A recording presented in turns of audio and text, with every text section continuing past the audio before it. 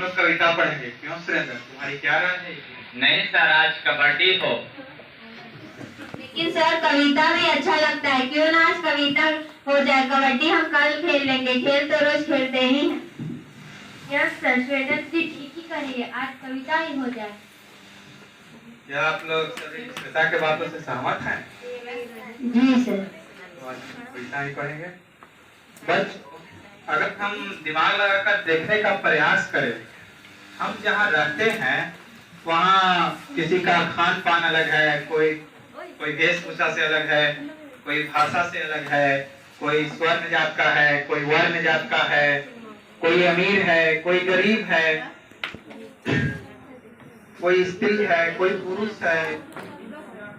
पुरुष है, कोई लंबे कद के हैं, कोई गोरे कद के हैं, कोई नाटे करते हैं। तो इतना अलग अलग हम लोग जरूर हैं, लेकिन अलग अलग हैं इसलिए नहीं कि हम लोग नफरत करें एक दूसरे से। एक दूसरे से हम लोग को नफरत नहीं करना है, हमेशा हम लोग को मिलकर रहना है। अलग हम लोग जरूर हैं, लेकिन हम लोग को हमेशा मिलकर रहना है।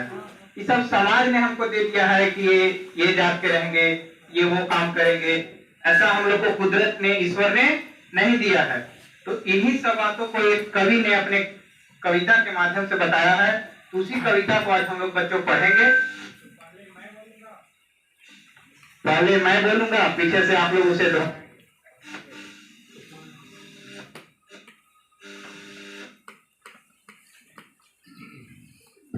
वो करते हैं बच्चों। लहू का रंग एक है, अमीर क्या गरीब क्या,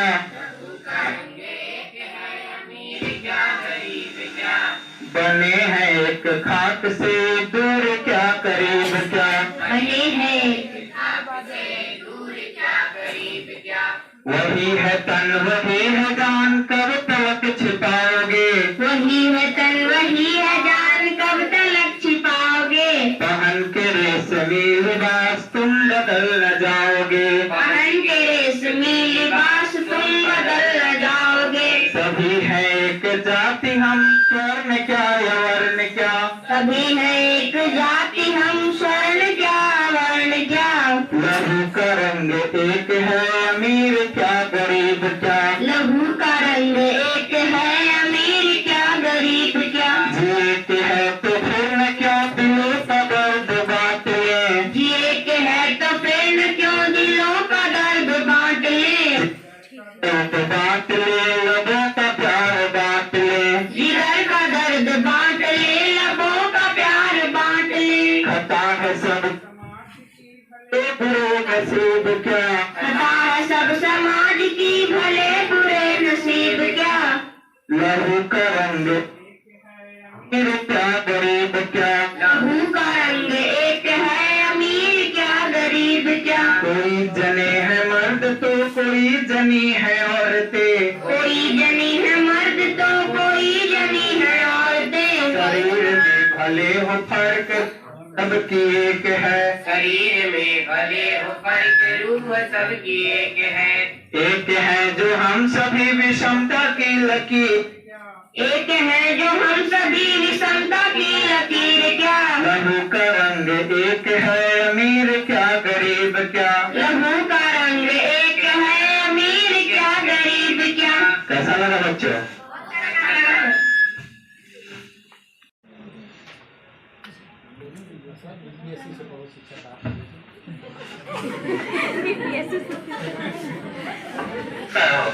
अब सर किलो नहीं बता देते सर।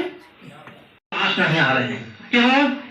इनके बातों में जो है सीनों में नफरत, इनको बातों में जो है सीनों में नफरत। एक प्यार का रंग लाए कहाँ से, और रंगाला पे हर दुकान पर तेजाब दिखता है। का प्रयास किया है और समन्वय स्थापित करने का प्रयास किया है। सबसे पहले आज मैं अपने परम आदरणीय अतिथिगण जो हमारे मंच पर मंचासीन हैं उनको मैं नमन करता हूँ। और यहाँ पर दर्शक गृह में जितने भी लोग बैठे हैं, माता बहनें, अष्टमी छात्र छात्राओं तथा विभिन्न जगह से आए हमारे आगंतुकों अतिथिगण, उनको मैं भी कोटि कोटि नमन करता हूँ। आज का विद्यालय प्रवेश की जो स्थिति है, हम लोग एक नाटक के माध्यम से यहाँ प्रस्तुत करने जा रहे हैं। हम लोग देखेंगे कि आज जो विद्यालय का वातावरण है वह किस प्रकार संक्रमित हो गया है और उसको उन्नयन में जो सहयोग कर रहे हैं उनकी क्या भूमिका होती है। आज राजनीतिक से प्रेरित हमारा विद्यालय हो गया है। आज इसी का नाटक का हम लोग मंचन करने जा रहे हैं। सबसे पहले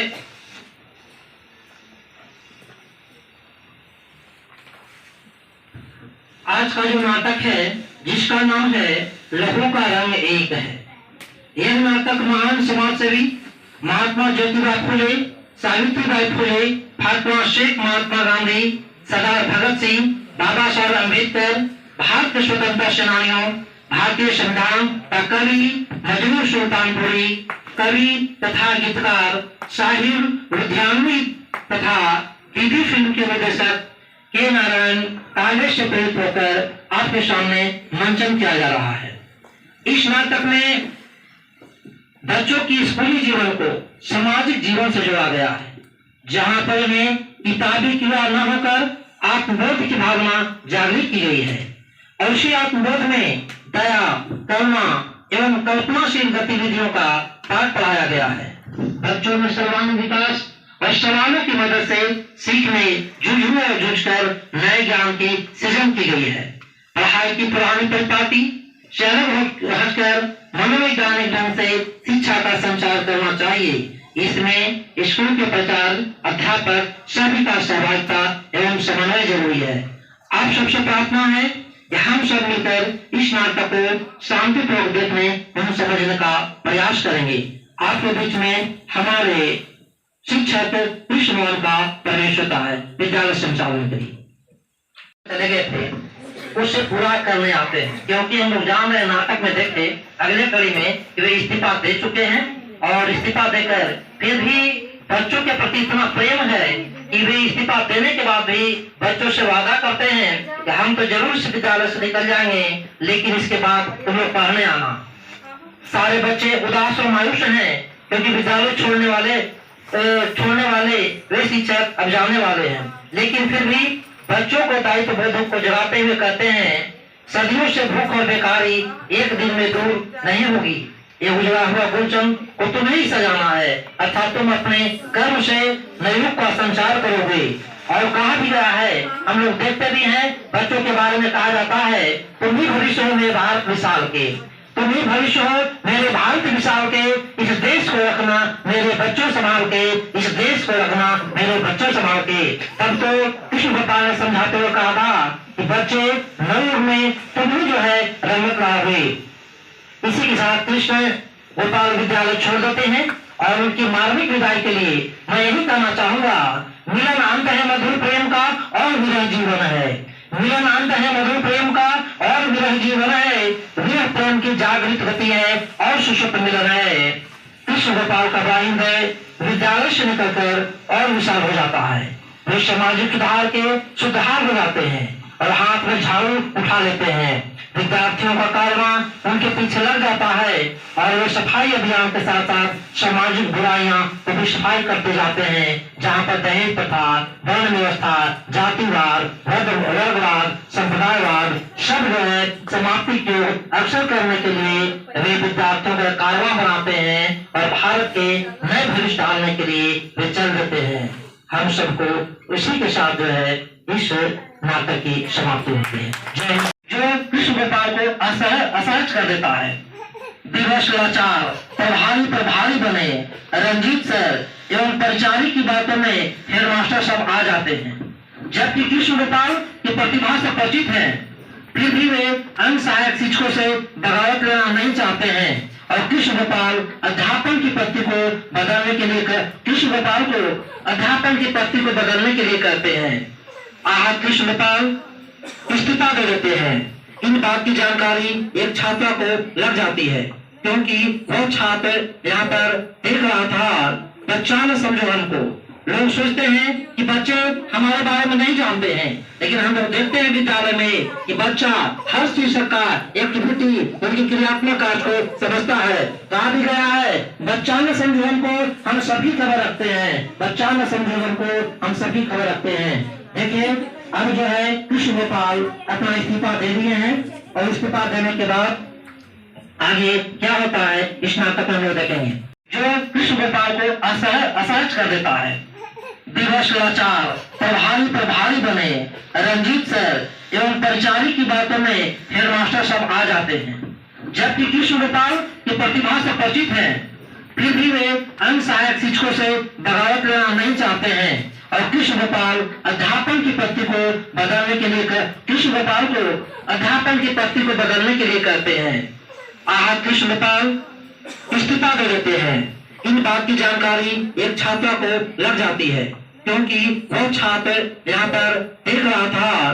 बच्चा न समझो हमको, लोग सोचते हैं कि बच्चे हमारे बारे में नहीं जानते हैं, लेकिन हम लोग देखते हैं विद्यालय में कि बच्चा हर शिक्षक का एक्टिविटी उनकी क्रियात्मक कार्य को समझता है। कहा भी गया है, बच्चा न समझो हमको, हम सभी खबर रखते हैं। बच्चा न समझो हमको, हम सभी खबर रखते हैं।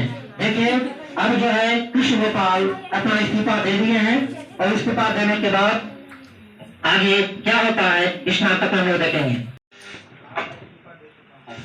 और जाने से पहले मैं आप लोग का जवाब देकर जाऊंगा, तो आप लोग ध्यानपूर्वक अपना जवाब सुने।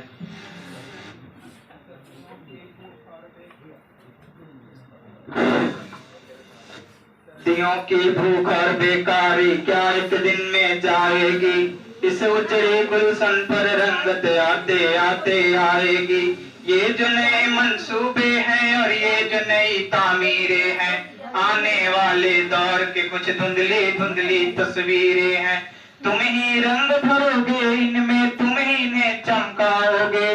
नवयुग आप नहीं आएगा, नवयुग आप नहीं आएगा, नवयुग को तुम लाओगे, नवयुग को तुम लाओगे। सर हम इस स्कूल में नहीं पढ़ेंगे। क्यों? क्योंकि आप इस स्कूल में नहीं, तो हम इस स्कूल में नहीं पढ़ेंगे। बच्चों कोई बात नहीं, मैं स्कूल की छुट्टी के बाद तुम लोग को पढ़ाऊंगा और जो भी बच्चा पढ़ना चाहता है वो आना, मगर स्कूल नहीं छोड़ना। तुम लोग स्कूल रोज जाया करोगे, समझे? ठीक है सर।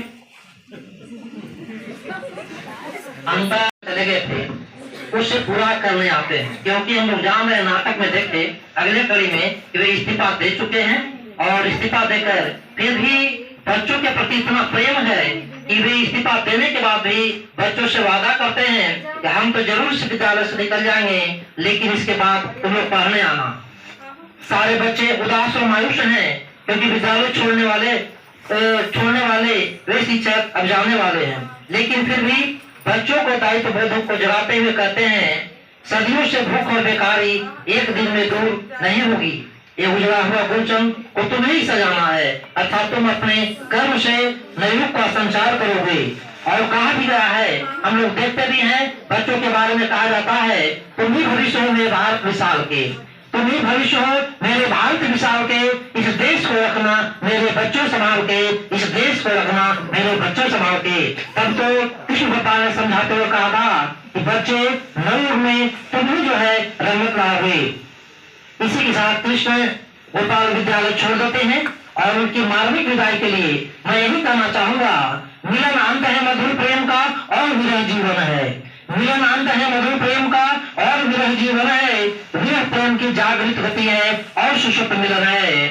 कृष्ण गोपाल का बाइंद विद्यालय से निकलकर और विशाल हो जाता है। वे सामाजिक सुधार के सुधार हो जाते हैं और हाथ में झाड़ू उठा लेते हैं। विद्यार्थियों का कारवां उनके पीछे लग जाता है और वे सफाई अभियान के साथ साथ सामाजिक बुराइयां को भी सफाई करते जाते हैं। जहां पर दहेज प्रथा, वर्ण व्यवस्था, जातिवाद, वर्गवाद, संप्रदायवाद सब जो है समाप्ति को अक्सर करने के लिए वे विद्यार्थियों का कारवां बनाते हैं और भारत के नए भविष्य डालने के लिए वे चल देते हैं। हम सबको उसी के साथ जो है इस नाटक की समाप्ति होती है। जय स्वच्छता मिशन को बढ़ाएंगे हम, बदलेंगे जमाना। स्वच्छता मिशन को बढ़ाएंगे हम, बदलेगा जमाना। बदलेंगे जमाना, बदलेंगे जमाना, बदलेंगे जमाना, बदलेंगे जमाना। वृद्धों को आदर करेंगे हम, बदलेंगे जमाना। वृद्धों को आदर करेंगे बदलेंगे जमाना। अनाथों को आदर करेंगे हम बदलेंगे जमाना। अनाथों को आदर करेंगे हम बदलेंगे जमाना। घर घर अलख जगाएंगे हम बदलेंगे जमाना। घर घर अलख जगाएंगे हम बदलेंगे जमाना। धन्यवाद। आज नाटक यहीं समाप्त होती है और अपने दृष्टि पर बैठते हैं।